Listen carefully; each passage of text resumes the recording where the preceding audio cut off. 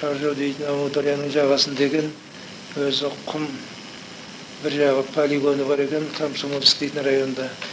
Сол жерде жаңадан отряд құрып, командир майор Плакса дейтін кісі еді. Содан бір жарым айдан кейін бізді соны түн ішінде 25 километр жерге Шаржауға айдап, сол жерден пойызға отырғызып, 12 күн дегенде Уральский военный округ, Орал әскери округіне апарып, сол жердің Пермь дейтін қаласының жанында Юг дейтін поселкеге түсірді.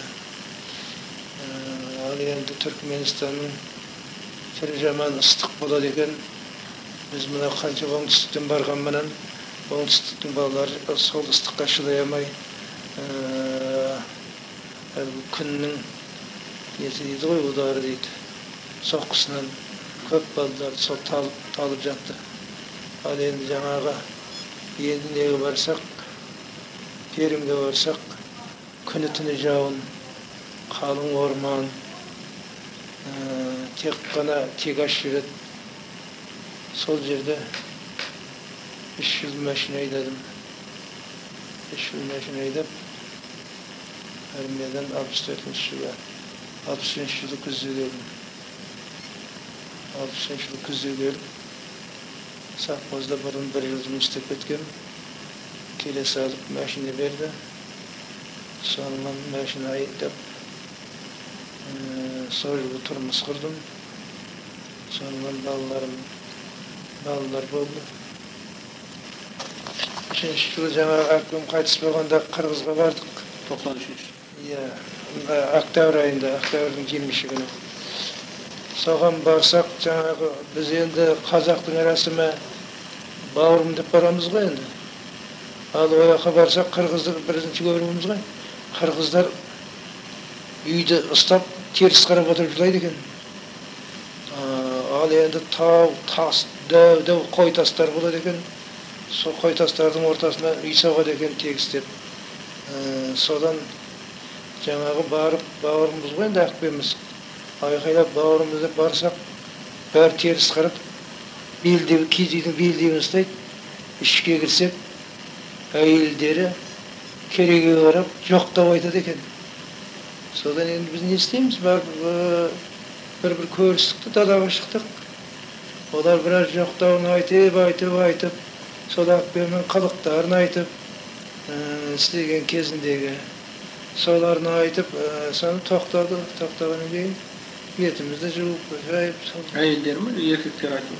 Жоқ, әйелдер ғой жоқтау айтатын. Еркектер жаңа белдеу ұстап тұрады екен, көріспейді екен олар.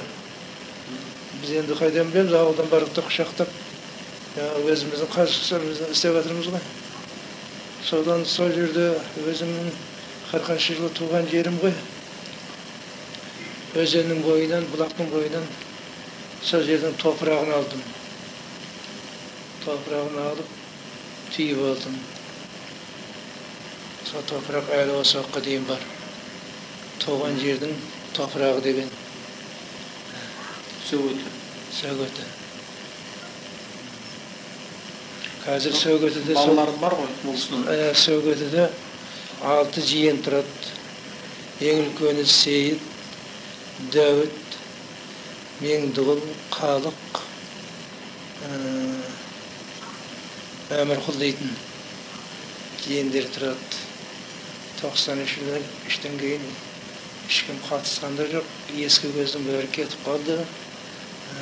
Олар да ешқайсысы келген жоқ. Біздің қуанышымызға, қайғымызға ортақтасқан жоқ. Сонымен жат-жұрттап қалдық. Сәттер атам 40-шы жылдардың аяғында, 50-ші жылдардың басында сол ауылда мынау колхоздың жүйрік аттарын суытқан. Ол кезде Амангелді колхозы миллионер болған, жаңағы жылқы жөнінде. Жаңағы жылқысы көп болған аудан бойынша, облыс бойынша. Соның ішінде жаңағы жылқыда үлкен қаракөк айғыр, кіші қаракөк дейтін болған. Біреу ақты, біреу айғыр. Sol ayağırda, sol atlarda suutup, bәйгеге basıp, birinci orunu alıp жүрген. Әзіргі мына Байғаш қарып Берденнің әкесі Байғашар сол кезде колхоздың бастығы етін 48 жылы социалистік еңбек алған. Соның баласы Берден сол атқа мініп, ыңғай бәйгеге сол шабатын. 48 жылы көктемде киіз үйде отырғанбыз. Жаңағы кешке жақын шай ішейік деп атқанымызда сырттан самауырынды жаңағы Сәттер атам көтеріп келеді екен. Bir vaqtda байқасақ апам айқайлады. Ой, қой дейді. Сөйтсек теңселіп самауырын шайқатылып келеді екен. Сол кезде бір вақытта құлады да самауырындағы қайнап тұрған ыстық судың бәрі кеудесінен бауырына дейін құйылды. Содан Қай жыл дейсіз? 48 жылы. Содан жаңағы колхозда бір фабрика бар. Әмір Қожай дейді, оны жанында Абаш дейтін марқұм бар. Екеуі бір фабрика. Сонымен Ақгүл ауданы орталық Ақгүлге айдайды. Апарып жаңағы жатқызып, 2 айдай ма жатып, жаңағы күйікті бәрін алады. Сол кісі сол 53 жылы 54 жылы ойыққа көшіп келгенде жаңағы кіші баласының қолында Абдырахман ар жағындағы Шкалып баз деген Шкалыптың базы бар. Қыста сиыр қыстайды, жазда көшіп кетеді, жазда шөп дайындап маяға қояды. Сол маяға қарауыл болсын, базға қарауыл болсын деп жаңағы Сәттер апамен Айкүл апамды көшіріп апарады. Ойықтың жанында жақын енді. Амангелдіден әкелгенше осы жерде қарауыл болыңыздар деп. Сонымен ол кісілер қарауыл болып жүреді. Bir günü azandı Juvasbay deйтін bir kişi geledi. Ол ар жағындағы Ақгүл колхозының қарауылы, ортасында 1 шақырым ақ жер. Келеді, айтты, атаң қайтыс болды деп. Ой, кеше ғана үйден кетті ғой, ауырмаған, сырқамаған, қалай? Апам екеуі ақ тұрады о жерде. Сөйтсе азанда жаңағы дәрет алып, намаз оқып отырып, сол намазға сәждеге басын қойған кезде қор өтіпті да жүріп кетіпті. Қазіргі уақытта оны біз неден деп айтын, сөйтсек сол кезде жаңағы давление дейтін екен ғой сол.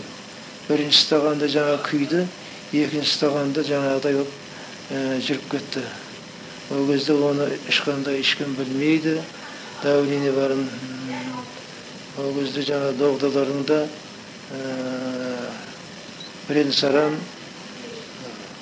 оған ешкім қазақша ем-дом жасап қаралап атқан үйінде қаралады, жаңа докторға бармайды.